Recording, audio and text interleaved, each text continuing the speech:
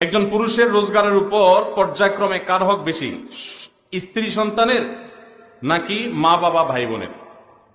দেখুন, মা বাবার সাথে কারোর কোনো তুলনা চলে না হক আদায় করার ক্ষেত্রে। হক আদায় মানে শুধু টাকা পয়সা খরচ করা না।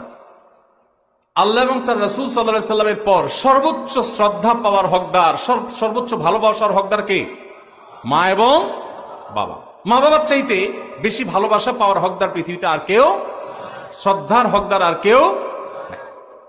কিন্তু অর্থ ব্যয় করার ব্যাপারটা একটু ভিন্ন। স্ত্রী যদি থাকে তাহলে প্রত্যেক স্বামীর উপরে কর্তব্য তার স্ত্রীর ভরণ পোষণের ব্যবস্থা করা।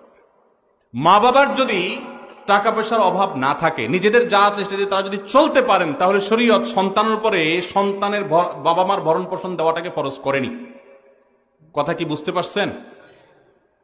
কিন্তু মা বাবার প্রতি শ্রদ্ধা দেখানো, তাদের জন্য অর্থকড়ি নফল হিসাবেও খরচ করা, এটা আমৃত্যু, এমনকি মৃত্যুর পরেও করতে হবে, আজীবন করতে হবে, মৃত্যুর পরেও করতে হবে।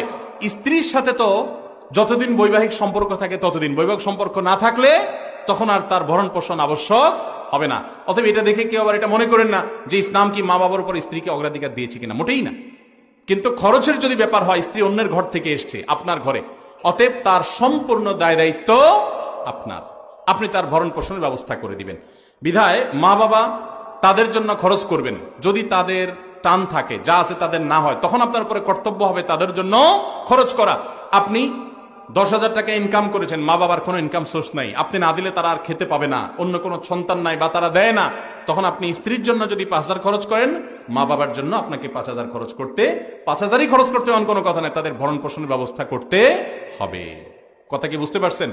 তাহলে তাদের না থাকলে তখন আবশ্যক হবে, আর স্ত্রীর থাকুক আর না থাকুক, সর্বাবস্থায় স্ত্রীর ভরণ পোষণ স্বামীর উপরে কর্তব্য।